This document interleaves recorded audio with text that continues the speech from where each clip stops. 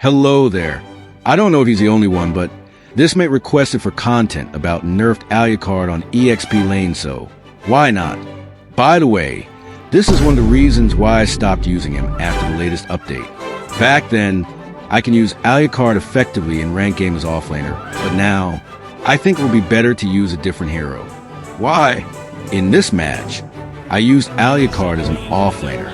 I will explain why by sharing to you my experience in using him, and why I'm not using Alucard often on EXP lane.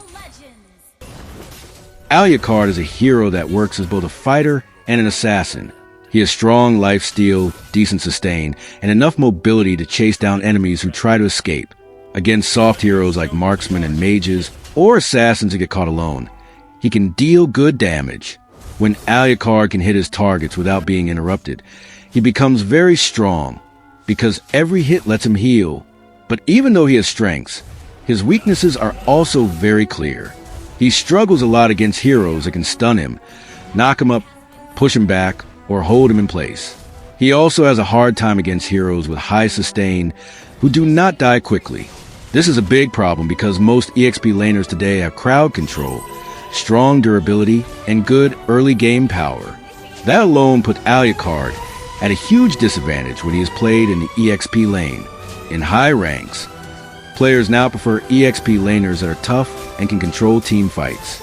Heroes like Yu Zhong, Arlott, Ruby, and La Pu Pu can dominate the lane early, rotate for turtles, help secure objectives, and hold the front line in team fights. They all have something Alucard does not: reliable crowd control, strong early trading, and safe wave clear. Alucard, on the other hand, does not have a real stun, knock-up, knockback, or any strong control skill. His only slow comes from his ultimate, and even that is not very reliable in early game. Because of this, when he is placed in EXP lane, he often gets pressure from the start. The enemy clears the wave faster and zones him away from minions. This makes him reach level 4 late, which slows down his early game impact. By the time he rotates for turtle, everyone is already there, and he cannot help much because he does not have control or damage needed to influence the fight. When an Alucard is used in EXP lane, it is also common to see his lane get frozen. This means the enemy keeps the minion wave on their side of the map, making it harder for Alucard to farm safely. Because he cannot secure minions without getting hit, he stays behind in gold and experience. Without levels and items, he becomes even weaker in early skirmishes. If the team also lacks a tank, Alucard becomes even less useful early on, because he is not built to take damage for team. He has to stay behind, waiting for the right moment to enter a fight. But early game rarely gives him that chance. His skills also do not hit hard enough in early levels to force enemies back, and without crowd control, he cannot help the team catch anyone or protect anyone. His damage was also recently lowered by Muntan, which affects him a lot in the EXP role. While the nerf was fair, it makes Alucard weaker in the early game, which is the exact part of the game he already struggles in. Since EXP lane is a lane where early strength matters the most, the nerf hurts him more there than in the jungle. He becomes more dependent on items and levels to be useful, but EXP lane does not let him farm fast enough to get those items. In higher ranks, where players know how to end games early, Alucard rarely gets the time he needs to be strong. The enemy rotates faster, clears faster, and pushes faster. If Alucard falls behind early, his team has to fight objectives without proper pressure from EXP lane, which puts everyone at a disadvantage. Old metas were more forgiving for Alucard. Lineups often lacked heavy crowd control, and heroes like Een, Mia, Hanabi, and Argus were commonly picked. These heroes were easier for Alucard to die because they lacked peel or mobility.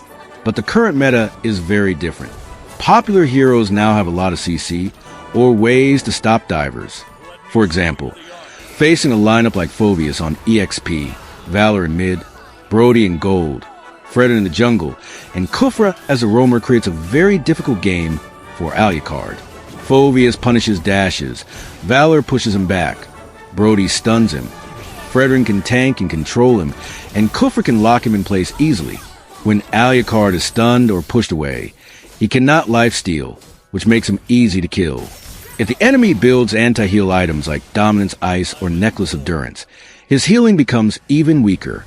Item building is another challenge for Alucard. If he builds full damage, he can burst enemies quickly, but he becomes very squishy. He can die before he even reaches his target. If he builds defensive items, he can survive longer, but his damage becomes inconsistent, so he cannot kill enemies fast enough. This puts him in a position where his performance depends too much on enemy picks and how the game is going. If the enemy has many stuns or pushes, Alucard cannot play the way he wants to. This makes his role in EXP lane unstable and unreliable. Because of all this, playing Alucard as a jungler is much better. The jungle lets him farm safely, without dealing with a strong laner directly. He levels up faster, gains gold quicker, and gets his core item sooner. Flame Retribution helps his damage, especially against other junglers. Since junglers naturally gain more experience, Alucard reaches his strong levels earlier when used in this role. This makes him much more effective in mid-game fights. As a jungler, he can pick his timing for entering team fights, farming, or ganking. He is not trapped in a lane, getting pressured. He can move around freely, collect resources, and look for proper targets to kill. When he reaches his items early, Alucard can be very strong. He can secure kills, pressure the enemy backline, and take advantage of teams that have weak crowd control. Without many stuns, Alucard becomes very hard to stop, because his lifesteal becomes too strong to handle. In past patches, when CC was less common, Alucard was even banned often because he could snowball easily. But in today's meta, he is only really strong when the enemy lineup cannot interrupt him. In the end, choosing Alucard depends on the situation. He is good when the enemy team has low CC and relies more on damage. He is weak when the enemy team has many stuns, slows, knockups, or pushbacks. He should not be used in EXP lane because he lacks early pressure, early damage, and lane control.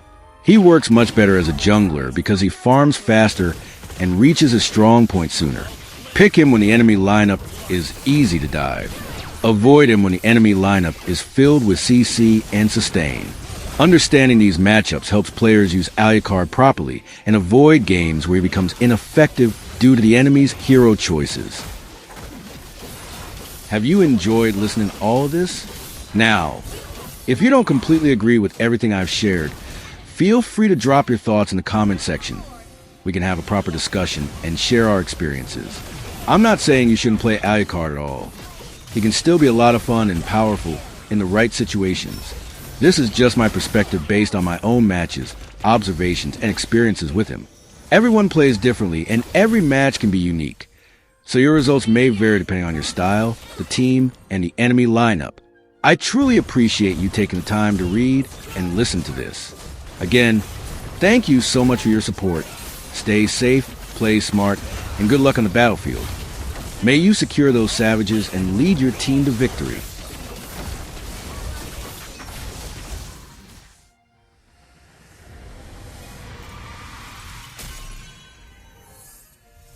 Victory!